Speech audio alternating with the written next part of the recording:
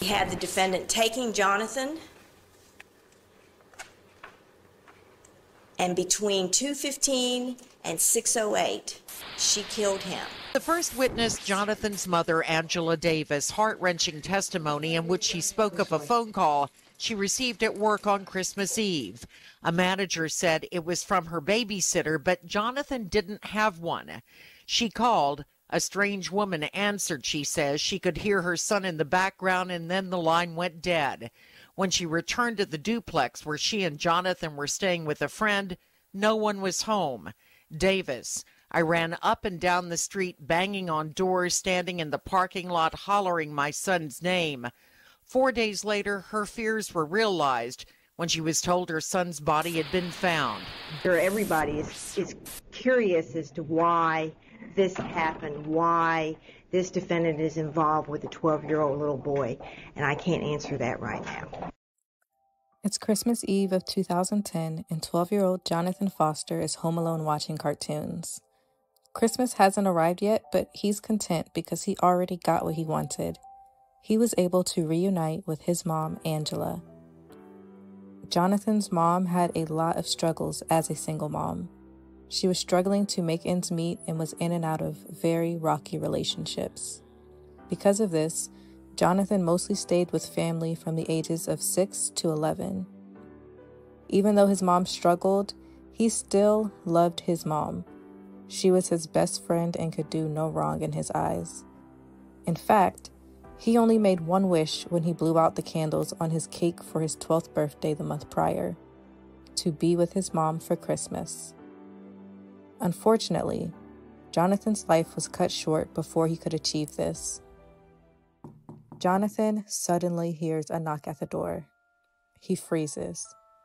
Before his mother left to go to work that day, she told him not to answer the door for anybody. I'm sure many of us, especially those of us who were raised by struggling single mothers, know this scenario all too well. For kids like us, there was no babysitter. Don't answer the door was the babysitter. I remember when I was a kid, if we ever heard a knock at the door, we would just turn down the volume to the TV, duck out of sight of any windows, and hold our breath until the person left. Jonathan began to do just that when he heard a voice on the other side of the door. Your Aunt Sharon sent me. I'm Sharon's friend. She said it's okay. Open the door. Sharon was his mom's friend and roommate. If this person knew Sharon, it must be okay to answer the door, right? Jonathan took his time coming to a decision, growing more anxious as the knocking continued. He then decided to open the door. Angela was working through her shift as a cashier at a local food mart on the busiest day of the year. As she worked, a colleague tapped her on the shoulder to tell her that there was an emergency at home. Angela's heart dropped. Her 12-year-old son was at home alone. Her mind started racing. Was he hurt? Did something happen? She immediately clocked out and started heading home. She picked up her phone as she was driving and started calling her son. To her surprise, she didn't hear her son's voice on the other end. Instead, she heard a woman.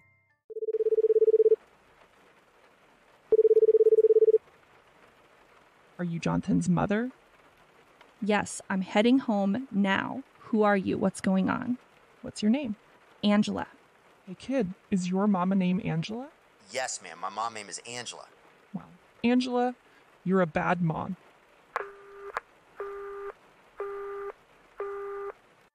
Angela tries calling back, but gets no answer. At this point, Angela is horrified. She did not recognize the voice of this woman, and nobody else was supposed to be there. Sharon was at work, and Jonathan was instructed not to answer the door for anyone. Angela makes it home a few minutes later. The TV is still on and playing cartoons.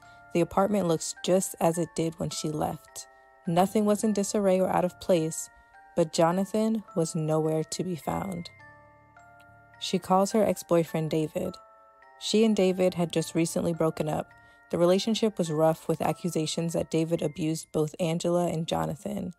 Some have even speculated that David blamed Jonathan for the separation.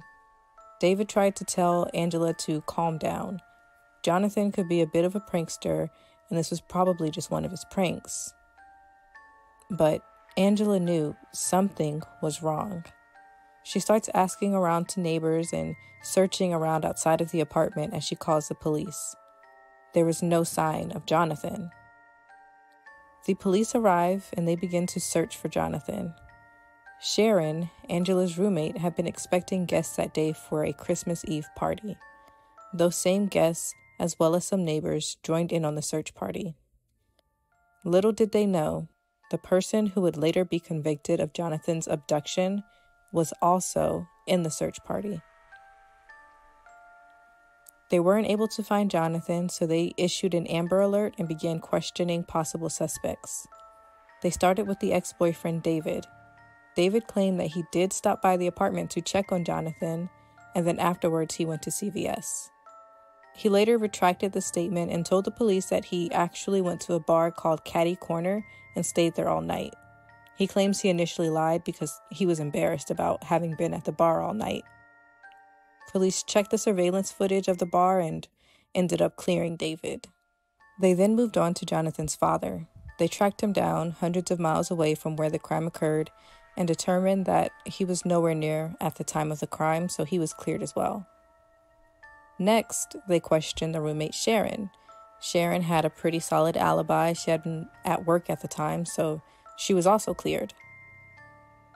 At this time, the police had no leads and no suspects.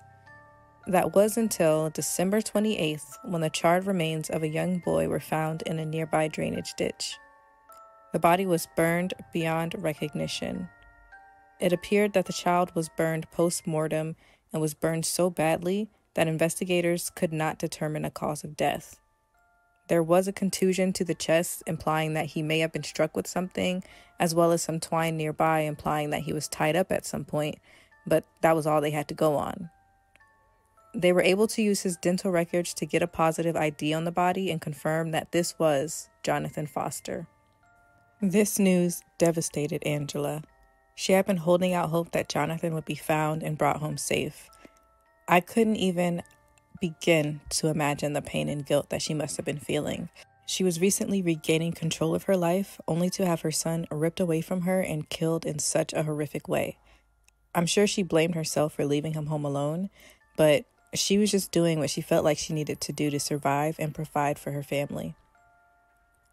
The discovery of the body gave the investigators a starting point for looking for more leads.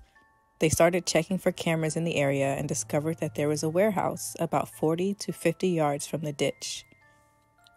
They checked the surveillance footage from the building and could see a silver truck pull up to the ditch at around 6 p.m. on the day of the disappearance.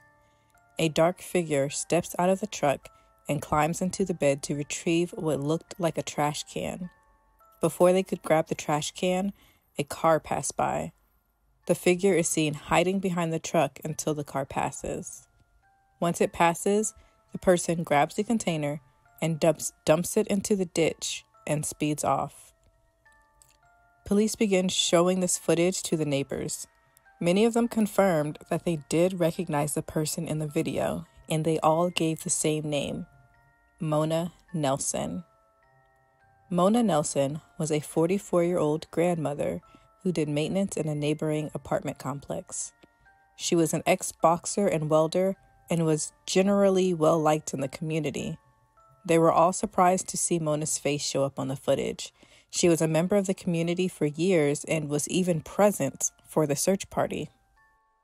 One person in particular was especially surprised by this, Sharon.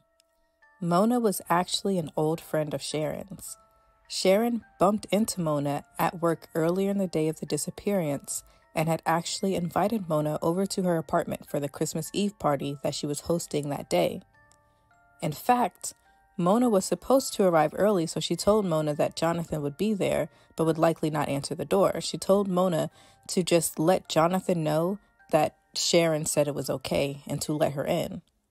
Sharon fully trusted Mona, so this detail slipped her mind. She had no reason to believe that Mona would do anything like that.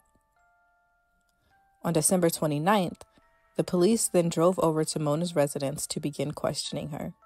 When they pulled into her driveway, they noticed that the same silver truck from the video was parked in the driveway. She agreed to meet with them at the station for questioning. During their conversation with Mona, she mentioned that she was a welder and that she used a cutting torch in her line of work. This raised some red flags because it was clear to the police that Jonathan was burned with a torch. His body did not have any sign that fuel was used to set him on fire, so authorities assumed that he had to have been burned with a torch. Initially, Mona denied any contact with Jonathan. She claimed that she stopped by the apartment at 12:30 p.m., but left because Sharon was not there. She then met up with her friend Frank and drank from 2 p.m. to 6 p.m. When the police questioned Frank, he revealed that Mona only drank with him until 2 p.m. and left after drinking with him all morning. The fact that she even provided that time frame for her time with Frank was suspicious itself because the murder and abduction is suspected to have taken place between 2 and 6 p.m. As they questioned Mona, detectives searched her home. In her home, they found a torch, burnt carpet, and Jonathan's sweatshirt. They also found the same twine that was found on Jonathan's body, as well as the same type of leaves that were found with Jonathan's body. The leaves were important because these leaves were only found in Mona's area. This was enough evidence to charge Mona with murder. When they told her that she was being arrested, she showed no emotion. Later, Mona tried to change her story and claim that she did not kill Jonathan.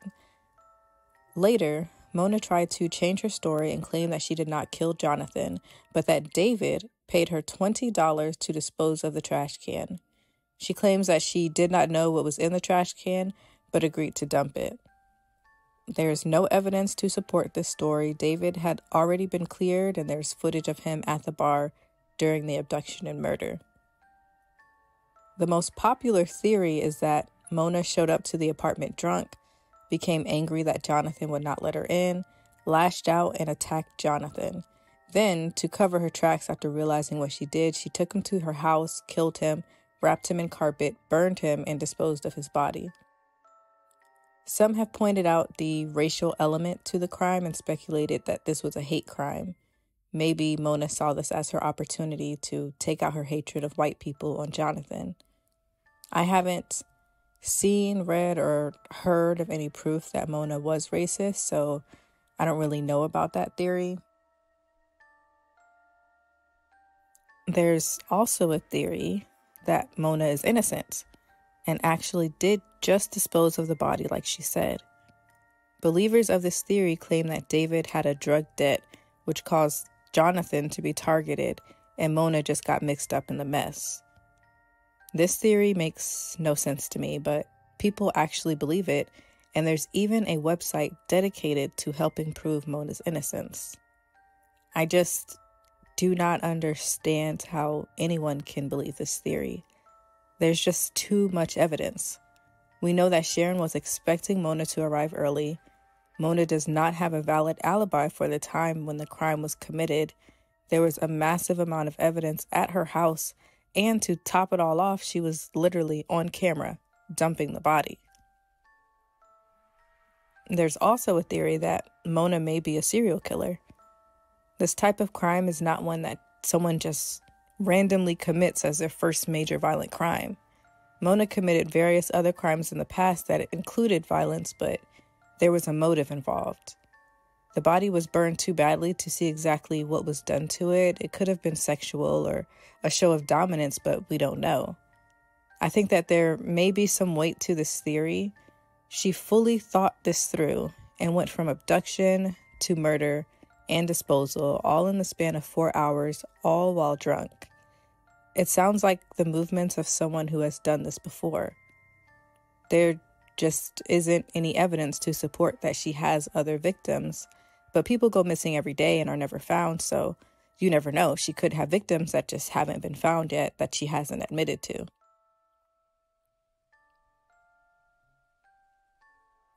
A theory that I believe is basically piggybacking off of the main theory that most people believe, that, she encountered Jonathan and was upset that he wouldn't let her in, but I think there's more to it. So I think that maybe Mona may suffer from CTE.